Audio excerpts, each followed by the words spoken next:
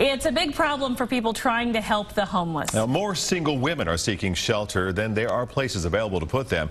Eric Schultz shows us what one Kansas City charity is doing about it.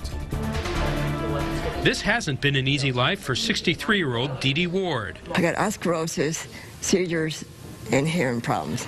Hard enough to live with even if you have a home. But Dee Dee has been living on the streets since the age of 20. I just like to let people know, what it is, what it's like. And mostly the rich people.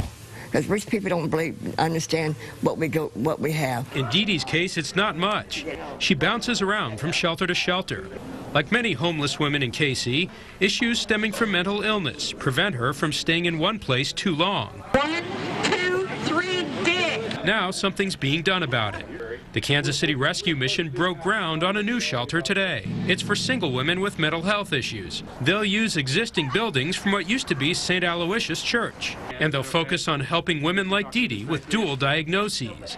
A hypothetical example would be mental illness and drug addiction. At regular shelters, the homeless have to leave during the day to look for housing or work.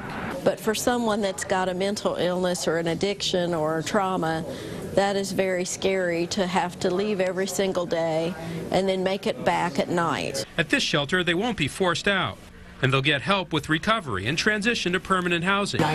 For Dee Dee Ward, it could be the helping hand that leads her to a better life. Eric Schultz, NBC Action News. Well, that shelter is expected to open in June with 20 beds. Right now, there are fewer than 70 beds in the city available to women in that group.